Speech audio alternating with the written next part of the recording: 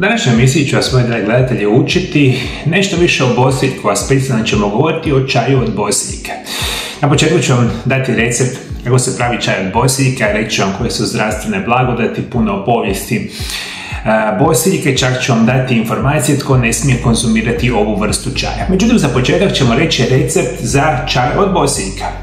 Ovisno o tome koliko čaja želite skuhati, za svaku šalicu vode upotrijebite žličicu suhih listova bosiljka ili 2 žličice svježih listova bosiljka. Pripremite 250 ml kipuće vode. I suhi ili svježi bosiljak pustite da voda kuha 2 do 3 minute. A sad maknite s vatre i pustite da bosiljak odstoji 5 minuta. Nakon namakanja procijedite čaj u šalice ili čajnik i uživajte. U čaju od bosiljka možete uživati bio čaj topao ili hladan, a po ukusu ga možete zasladiti medom.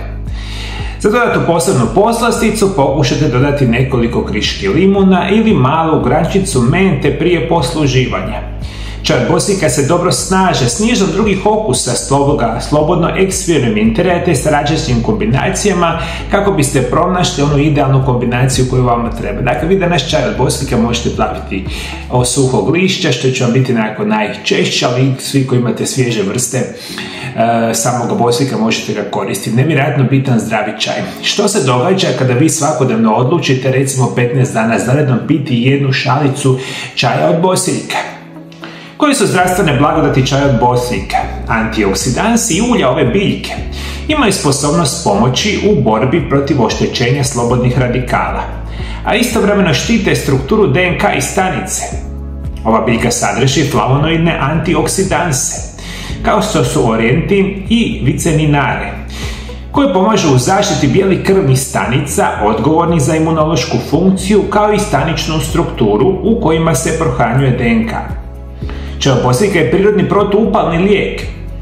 Bosiljak sadrži snažna eterična ulja, uključujući eugenol, citronelol i linanol.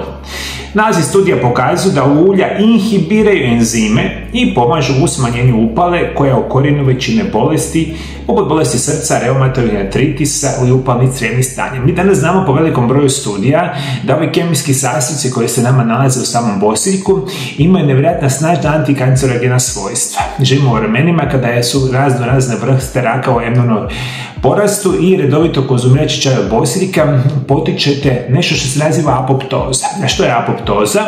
Apoptoza je poticanje od umiranja stanica raka, zato je nevjerojatno bitno, kao i uvijek, raditi na tome da preveniramo bilo kakvu vrstu raka. Dakle, informacija za vas, čaj od bosiljka ima antikancerogena svojstva. Sadrži antibakterijska svojstva. Još jedna od prednosti bosiljka je zaštita od štetnog rasta bakterija. U studijama se čak pokazalo da ekstrakt bosiljka pomaže u inhibiciji rezistentnih sojeva bakterija, koje ne reagiraju na liječenje antibioticima. Isto tako je prirodni lijek protiv parazita, virusa i gljivica. Studije pokazuju da bosiljak ima snažan potencijal djelovati kao prirodni adaptogen, biljni lijek koji pomaže tijelu da se prilagodi stresu i normalizira učinke stresora. Ova biljka se smatra antidepresivom, jer može pozitivno utjecati na rad mozga unutar kore nadbubrežne žlijezde, pomažući u stimulaciji neurotransmitera koja reagiraju na hormone odgovorne što nas čine sretnima, recimo energičnima. Prevedeno znači, redovito konzumirajući čaj od bosiljka, vaši hormoni stresa idu prema niže, vaša nadbubrežna žlijezda puno bolje radi i u vremenima enormnog stresa, anksioznosti i depresije čaj od bosiljka vam tu može pomoći. Jedna od najgorih bolesti modernog čovjeka, itekako dobro znate, su bolesti srca i krvnih žila. Redovito konzumirajući čaj od bosiljka prevenite nastanak krvnih ugrušaka, što je nevjerojatno bitna informacija. Isto tako kontrolirate puno bolju funkciju i srca i krvnog tlaka. Na ovaj način, kako dobro znate, sprečavate i srčani udar, i moždani udar, i duboku vensku trombozu, probleme ovoga tipa što su jedni od najgorih i najopasnijih bolesti modernog čovjeka. Čaj od bosiljka vam tu itekako može pomoći. Možemo reći da je ovo jedan divni prirodni lijek za poticanje zdravlje jetre i bubrega te bolju funkciju probave. Čak djeluje kao prirodni afrodizijak i štiti vas od starenja, što je nevjerojatno bitno za reći. Vi danas recimo kada konzumirate čaj od bosiljka djelujete na puno bolju funkciju vaše probave, vaš imunitet je sigurno bolji i dobra vijest recimo za sve vas koji imate bolesne zglobove, pa imate problema sa artrotskim promjenama u koljenima, kukovima, leđima, pijući čaj od bosiljka možete si itekako pomoći. Znači vam više snage, više energije i puno drugih zdravstvenih blagodati ima čaj od bosiljka. Dakle, nećete vjerovati jednu šalicu čaja dnevno možete značajno poboljšati svoje zdravlje. Međutim, ima par jako bitnih i interesantnih informacija o samoj povijesti. Bosiljak nosi latinski naziv Oncium basilicum te pripada porodici usnatica latinskog naziva Lamiceae. Porijeklom je iz Indije, a preko Srednjeg istoka je još u starom vijeku stigao u europske zemlje. Danas je rasprostranjen na širem području Mediterana, gdje je čest začin u mediteranskoj prehrani, u visinu može narasti do 50 cm. A stabljika je većinom grmoliko razgranata, cvjetovi su crvenkasti ili bijeli. Kada cvatu, imaju jaki aromatičan miris. Latinski naziv biljke bosiljak je dobio dvije riječi, ocinum, što znači aromatična biljka, ili vrsta djeteline, i basilikum, koja potiče od grčke riječi basilikos, koja u prijevodu znači kraljevski. Mnogi su rituali i vjerovanja vezani uz bosiljak kao kraljevsku biljku. I mi danas itekako dobro znamo da postoji prilično veliki broj samih bosiljaka. Mi danas znamo nekakvih 35 najčešćih, a jedna od onih najinteresantnijih informacija vezanih za bosiljak biti će nekakva povijesna govori specijalno recimo u samoj Indiji. U Indiji je bosiljak odmah nakon lotosa sveta biljka jer se vjeruje da štiti dušu i često koristi se za vrijeme meditacije. U hinduizmu bosiljak je biljka koja se stavlja na prsa umrlih kako bi bili zaštićeni od zlih duhova dok su u prijelazu između dva života. U Egiptu se uz biljke tamjan i miru koristi za balzamiranje, a Egipćani su ga nudili svojim bogovima. U Ajurvedi, sustavu tradicionalne medicine koja potječe iz Indije, koristi se za probleme poput prehlade, kašlja, bronhitisa, dišnih problema i probavnih problema, kao što su zatvor, loša probava i dijareja. Praktičari Ajurvede smatraju da bosiljak osigurava božansku zaštitu jer za cilju na spiritualnoj i fizičkoj razini te jača životnu energiju i imunitet. Ja veliki broj svojih istraživanja zadnjih 20 godina sam upravo dobio iz divnih izučavanja tradicionalne kineske medicine i tradicionalne indijske medicine kao što je Ajurveda. Oni su u odnosu na našu Europu tisućama godina, ajmo reći, naprijed, specijalno u razumljenju i primjeni divnih, krasnih biljaka što mi danas itekako dobro znamo. I mi kada govorimo recimo o Europi, u Italiji označava simbol ljubavi, a Talijanke su ga nerijetko nosile kako bi privukle udvarače.